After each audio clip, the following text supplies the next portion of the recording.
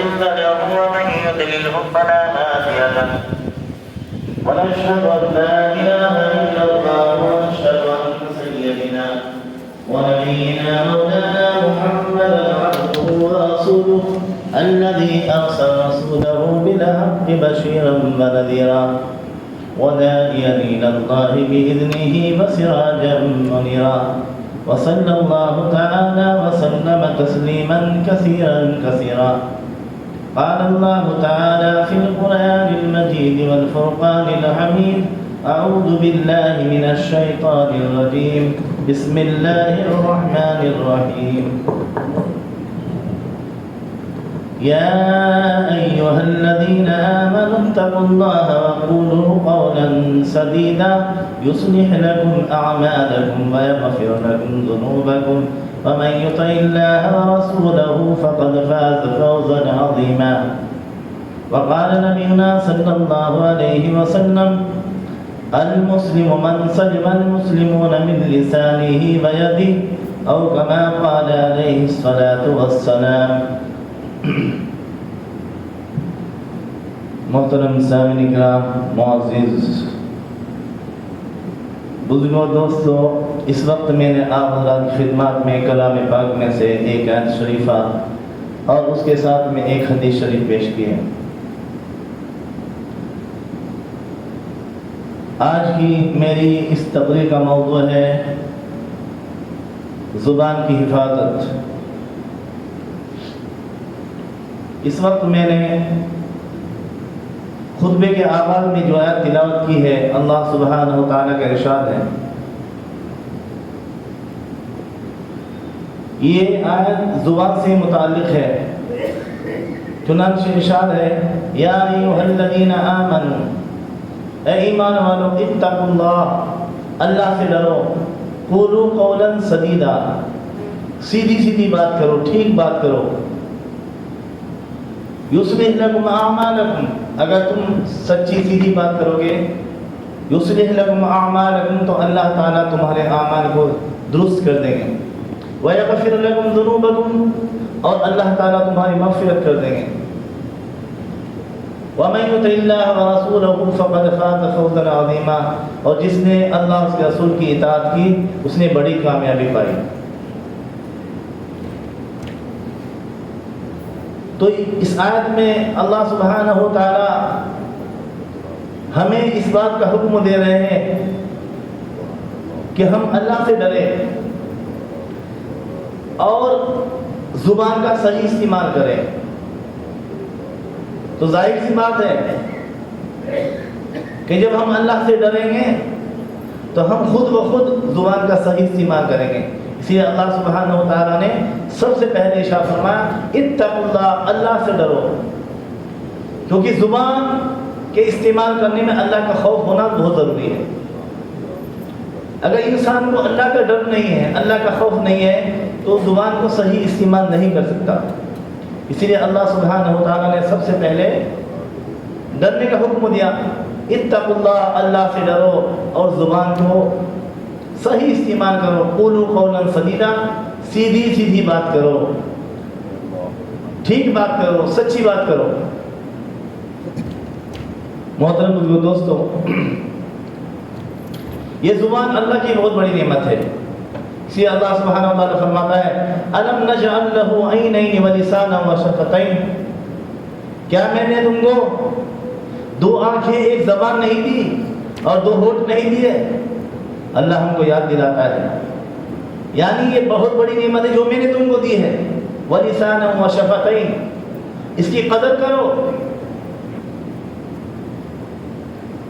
یہ زبان اللہ کی بہت بڑی نعمت ہے، لیکن جب انسان اس کا غلط استعمال کرتا ہے تو حدیث کے اندر آتا ہے کہ کبھی کبھی انسان بغیر سوچے سمجھے کوئی ایسا کلمہ کہہ دیتا ہے جس کا اس کو احساس بھی نہیں ہوتا، لیکن وہ کلمہ جہنم کی اتنی گہرائی تک لے جا کر اس کو گھیر دیتا ہے جتنا مشرق اور مغرب کے درمیان فاصلہ ہے۔ کبھی انسان نے کوئی بات کہہ دی لیکن اس کے بعد سوچا بھی نہیں کہ تو نے کیا کہا، لیکن یہی کلمہ انسان کو جہنم کی اتنی گہرائی تک لے جاتا ہے، لے جا کر گرا دیتا ہے جتنا مشرق اور مغرب کے درمیان فاصلہ ہے۔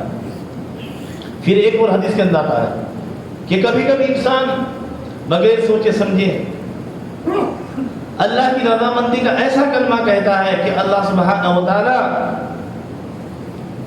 اس سے اس قدر راضی ہو جاتے ہیں کہ قیامت تک کے لیے اپنی رضامندی لکھ دیتے اس شخص کے لیے، اور اس کے لیے جنت میں جانے کا سبب بن جاتا ہے۔ تو غرب محترم دوستوں، یہ زبان ہے، اس کا صحیح استعمال کرنا بہت ضروری ہے، کیونکہ نبی کریم صلی اللہ علیہ وسلم فرمایا کہ معراج میں جب آپ کو معراج ہوئی اور جنت دوزخ کا مشاہدہ کرایا گیا تو آپ صلی اللہ علیہ وسلم فرماتے ہیں کہ میں نے جہنم میں دیکھا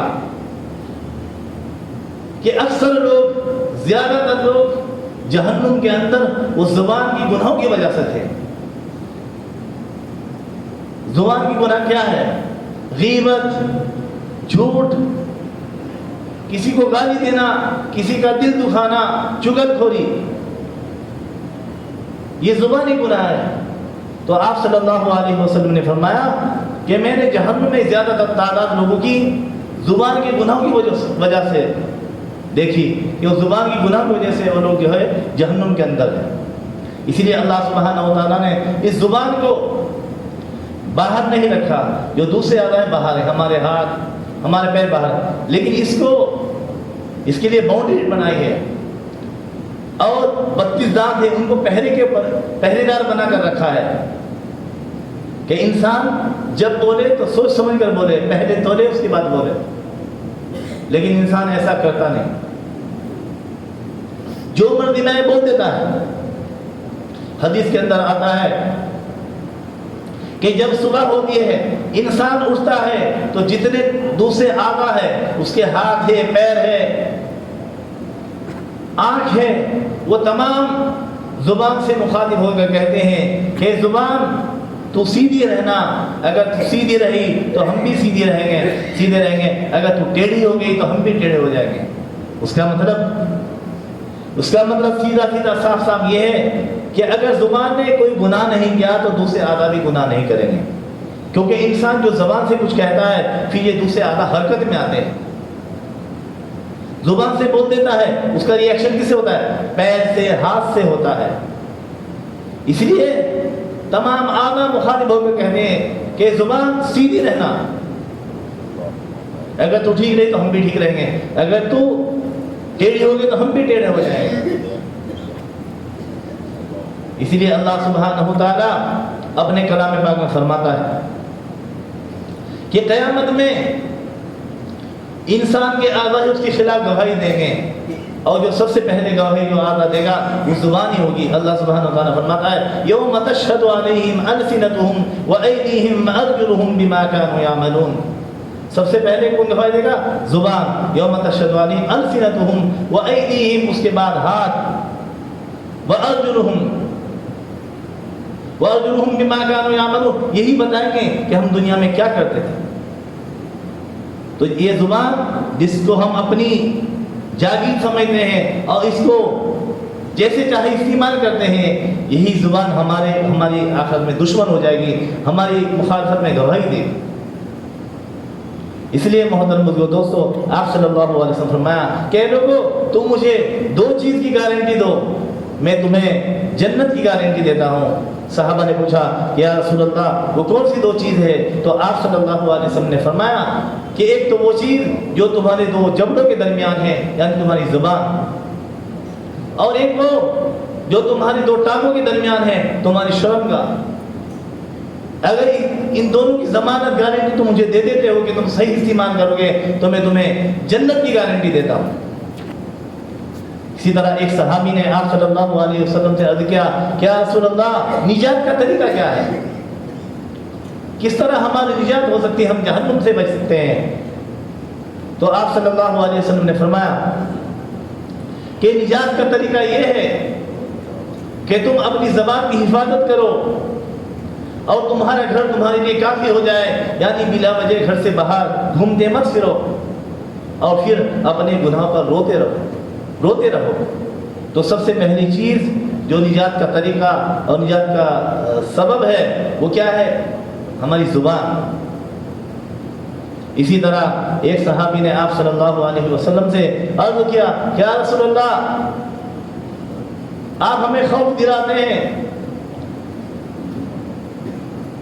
آپ ہمیں بہت ساری چیزوں سے خوف دلاتے ہیں، لیکن ان چیزوں میں سب سے خطرناک چیز کون سی ہے؟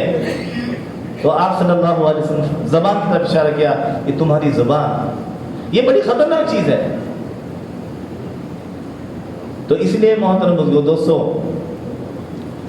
ہم زبان کی حفاظت کریں، جب بھی بولے سوچ سمجھ کر بولے، کیونکہ یہی وہ زبان ہے جس سے انسان غیبت کرتا ہے، اور پھر غیبت وہ گناہ ہے جس کی مثال اللہ سبحانہ و تعالیٰ نے قرآن میں ایسی دی ہے کہ جو مثال دوسرے گناہوں کے لیے نہیں دی۔ فرمایا ایوہب احدکم ان یاکل لحم اخیہ میتا فکرہتموہ، جو غیبت کرتا ہے اسے فرمایا کہ کیا تم اس بات کو پسند کرتے ہو کہ تم اپنے مردار بھائی کا گوشت کھاؤ؟ تو غیبت جیسے گناہ زبان سے ہی ہوتا ہے۔ اور ایک واقعہ بڑا مشہور ہے، آپ نے سنا ہوگا کہ ایک مرتبہ آپ صلی اللہ علیہ وسلم صحابہ کے ساتھ اپنی اونٹنی پر جا رہے تھے، اونٹنی بدکنے لگی، آپ صلی اللہ علیہ وسلم اترے، وہاں پر 2 قبر تھی، تو ایک پیڑ سے ٹہنی توڑی اور وہاں پر جا کر لگا دی قبروں کے پاس۔ صحابہ نے پوچھا کہ یا رسول اللہ آپ نے ایسا کیوں کیا؟ تو آپ صلی اللہ علیہ وسلم نے فرمایا کہ میں نے اس لیے کیا کہ ان دونوں کو گناہ ہو رہا تھا، ان دونوں کو عذاب ہو رہا تھا ان کے گناہوں کی وجہ سے۔ تو صحابہ نے پوچھا کہ وہ گناہ کون سے تھے؟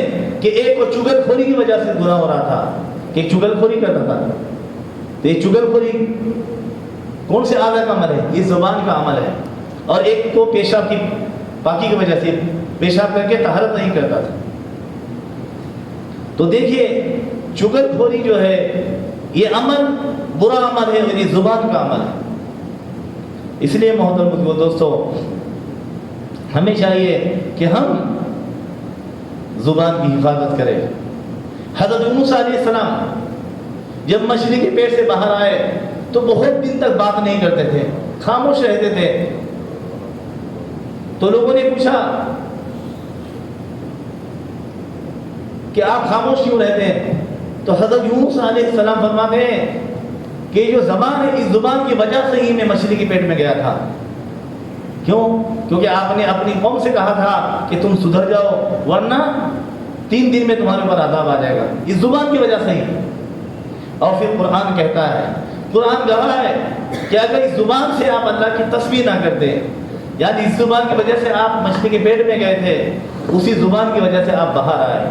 قرآن کہتا ہے، اللہ سبحانہ و تعالیٰ فرماتا ہے فلولا انہ کان من المسبحین، اگر آپ تسبیح نہ کرتے، اللہ کا ذکر نہ کرتے، لا الہ الا انت سبحانک انی کنت من الظالمین نہ پڑھتے، تو اللہ فرماتا ہے للبث فی بطنہ الی یوم یبعثون، تو آپ قیامت تک مچھلی کے پیٹ میں رہتے تھے۔ تو دیکھیے زبان کی وجہ سے آپ مچھلی کے پیٹ کے اندر گئے اور زبان کی وجہ سے ہی آپ ہارے۔ تو یہ زبان وہ چیز ہے جو انسان کو ہلاکت میں بھی ڈال سکتی ہے، یہ جہنم میں بھی لے جا سکتی ہے، اور یہی زبان انسان کو جنت میں بھی لے جا سکتی ہے۔ اسی لیے حضرت ابو صدیق رضی اللہ عنہ کبھی کبھی اپنی زبان کو جو ہے پکڑ کر موڑتے تھے، مروڑتے رہتے۔ حضرت عمر رضی اللہ عنہ پوچھا کہ آپ ایسا کیوں کر رہے ہیں؟ تو آپ نے فرمایا کہ زبان نے مجھے ہلاکت میں ڈال رکھا ہے۔ دیکھیے اتنی بڑی شخصیت، تو زبان کے گناہوں سے اس قدر ڈرتے تھے، لیکن دوسری طرف یہی زبان ہے جو انسان کو جنت میں بھی لے جا سکتی ہے۔ اگر انسان اس سے اللہ کا ذکر کرے گا، اللہ کی تسبیح کرے گا، اچھی بات کہے گا، خیر کا کلمہ کرے گا تو انشاءاللہ تعالی یہی زبان انسان کو جنت میں لے جاتی ہے۔ تو کیا ہے؟ ہم اللہ کا ذکر کریں۔ اللہ سبحانہ و تعالیٰ فرماتا ہے یا ایھا الذین آمنوا اذکروا اللہ ذکرا کثیرا، اے ایمان والو اللہ کا ذکر کثرت سے کرو۔ اور پھر ذکر وہ چیز ہے جو انسان کے دل کو صاف کرتا ہے، انسان جب دنیا میں گناہ کرتا ہے تو قرآن کہتا ہے کلا بل ران علی قلوبہم ما کانوا یکسبون، گناہ کی وجہ سے اس کا دل کالا ہو جاتا ہے، دھبا لگ جاتا ہے. تو اس کے لیے آپ صلی اللہ علیہ وسلم فرمایا لکل شیء سقالۃ وسقالۃ القلوب لذکر اللہ، ہر ایک چیز کے لیے آلہ ہوتا ہے، جیسے کہ کپڑے دھونے کے لیے صابن ہوتا ہے، سوپ ہوتا ہے، برتن دھونے کا بھی سوپ ہوتا ہے، اسی طرح دل کی صفائی کے لیے اللہ کا ذکر ہے. تو اس زبان سے ہم جب اللہ کا ذکر کریں گے تو ہمارا دل بھی صاف ہوگا. اور پھر قیامت میں اعلان کیا جائے گا این اولو الالباب، کہ عقل مند لوگ کہاں ہے؟ ایک جماعت اٹھے گی اور وہ سیدھی جنت میں داخل ہوگی. تو پوچھا جائے گا کون لوگ ہیں؟ تو بتایا جائے کہ وہ لوگ ہیں الذین یذکرون اللہ قیاما وقعودا وعلی جنوبہم، جو کھڑے بیٹھے لیٹے، قیاما وقعودا کھڑے ہو کر بیٹھ کر، وعلی جنوبہم کروٹ لیتے ہوئے اللہ کا ذکر کرتے تھے. تو ذاکرین، یہ ذاکرین کی جماعت ہوگی. اور حدیث کے اندر آتا ہے کہ جنتی لوگوں کو کسی بات کا افسوس نہیں ہوگا، صرف اس گھڑی کا افسوس ہوگا جو انہوں نے دنیا میں بغیر اللہ کے ذکر کی گزاری ہے. تو اس لیے محترم دوستو، ہمیں چاہیے کہ ہم اس زبان کا صحیح استعمال کریں اور اللہ سے ڈرے. اللہ سبحانہ وتعالیٰ فرماتا ہے یا ایھا الذین آمنوا اتقوا اللہ، اے ایمان والو اللہ سے ڈرو، قولوا قولا سدیدا، اس زبان سے سیدھی سیدھی بات کرو، سچی بات کرو. تو دعا ہے کہ اللہ سبحانہ وتعالیٰ ہم سب کو اس زبان کو صحیح استعمال کرنے کی توفیق عطا فرمائے، گناہ سے بچنے کی توفیق عطا فرمائے، اور ہم سب کو نیک عمل کرنے کی توفیق عطا فرمائے، اللہ کا ذکر کرنے کی توفیق عطا فرمائے. آمین. وآخر دعوانا الحمد للہ رب العالمین.